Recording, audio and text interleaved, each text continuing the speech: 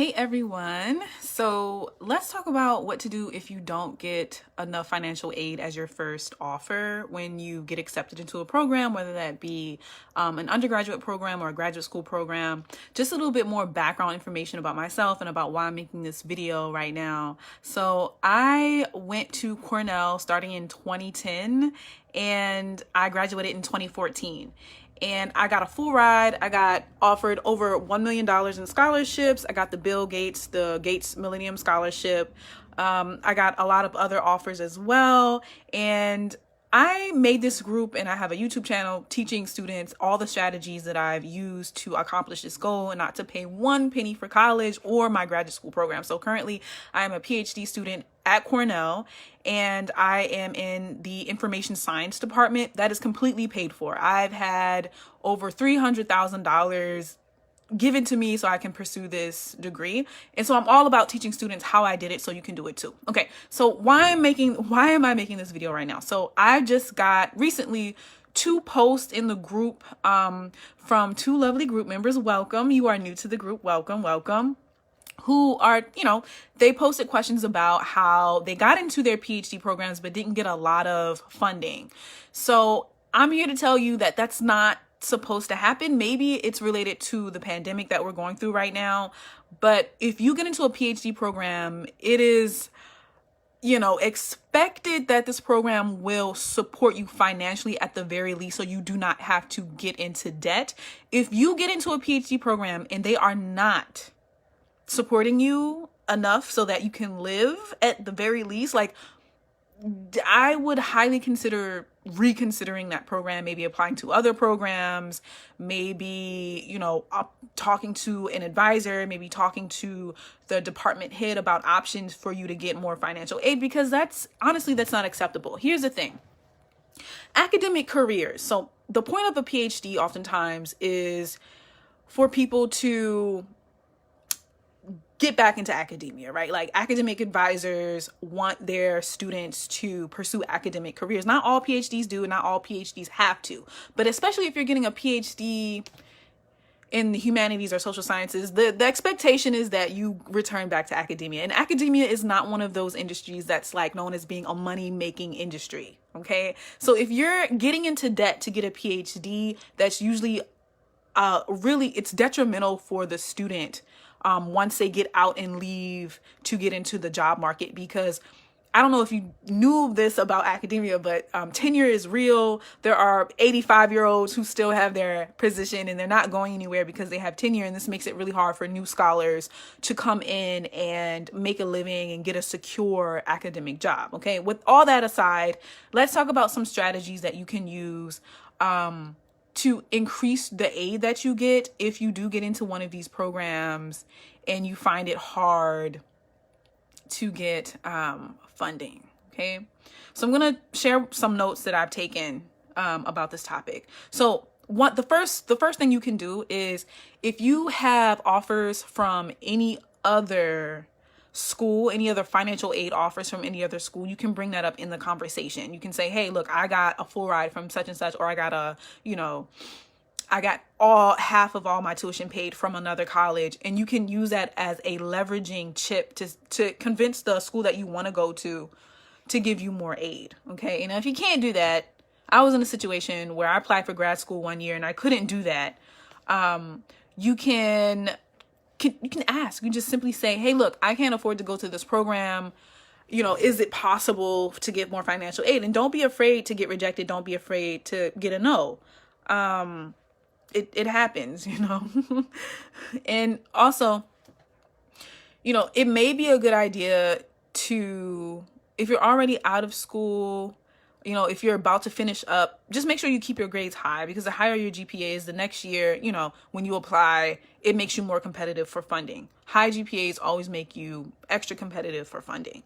And stay involved in your campus or community. The more that you're involved in the outside world, the more resources you can draw from, whether that be from certain organizations, whether that be from certain companies. I know that McDonald's, they give out scholarships to employees. So if you were, this is just one example. If you are involved in any type of community service, if you're involved in any type of civic engagement, there are funding programs that you can tap into because you have that experience and because, you're involved in this type of work. So make sure you stay involved and you keep an eye out about the types of organizations that are funding students, so you can do that.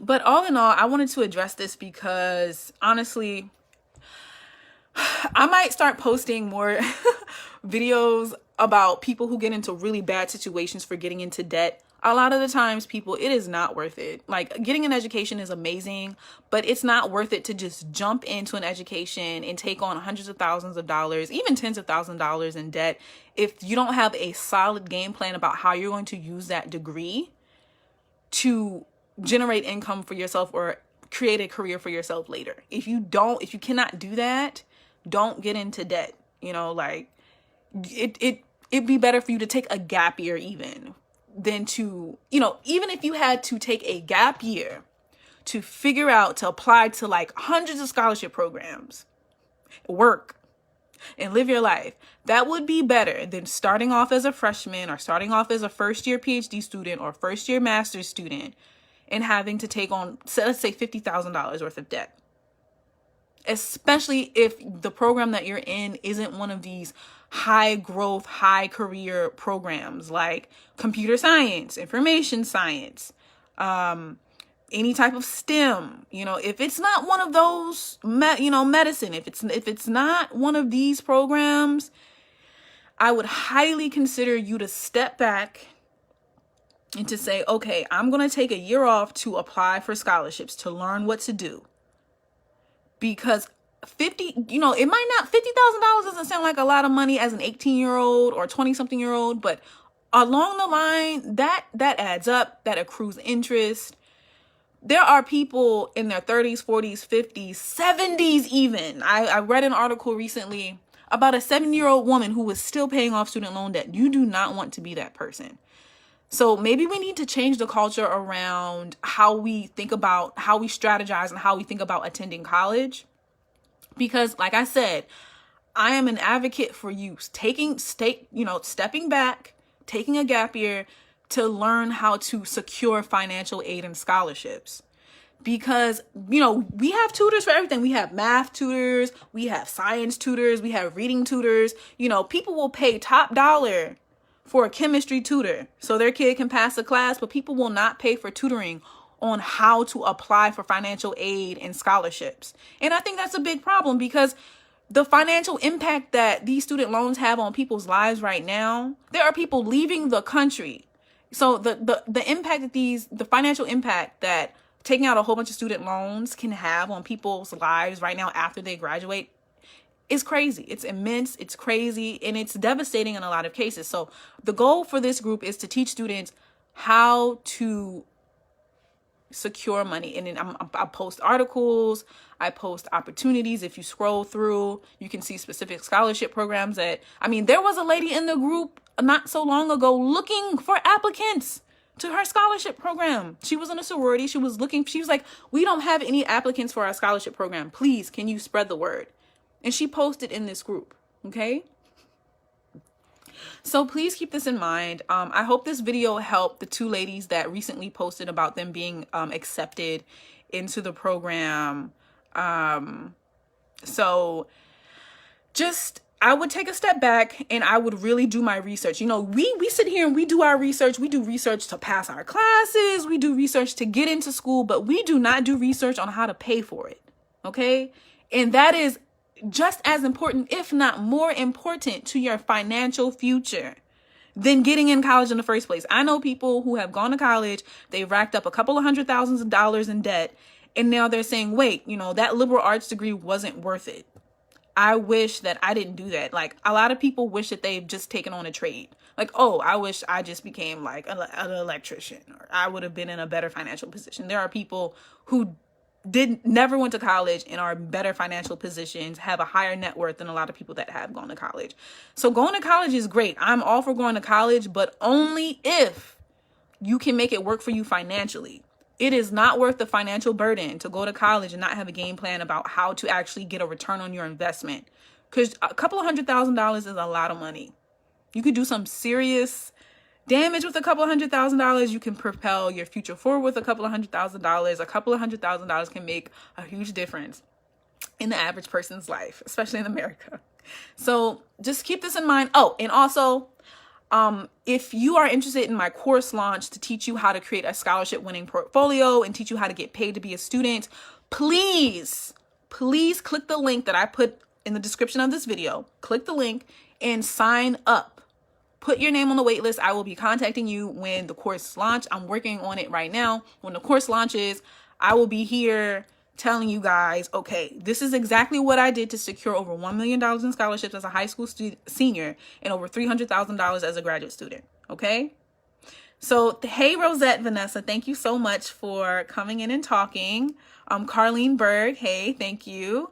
Mose was here, Carol, and Sincere. Okay, so just think about this, guys. This is some food for thought.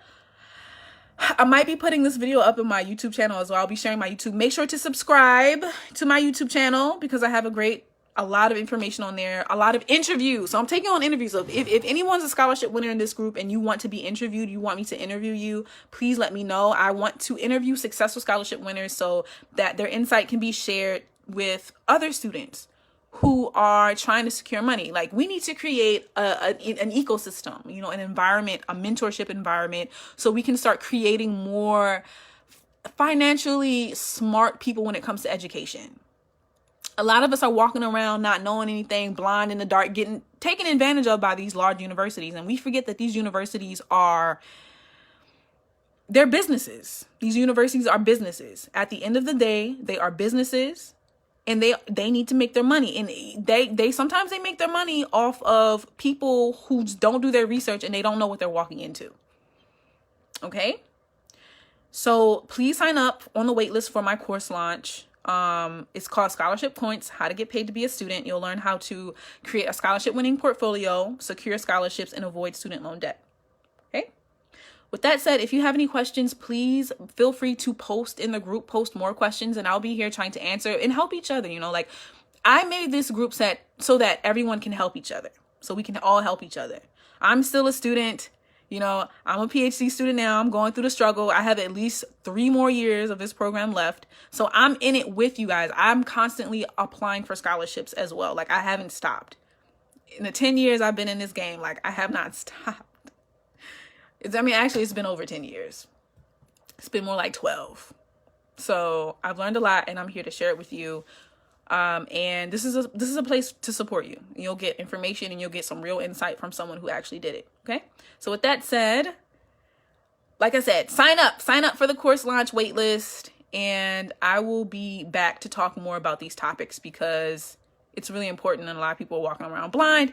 And just ask questions in the group and I will address them. Either if I'll leave a comment or I will do a live to address questions in the group, okay? It's actually easier for me to do a video. So if you have like a question and you need someone to talk it through with you, I'll make it public knowledge and I'll put it in the group. So with that said, I will see you lovely people later. Bye.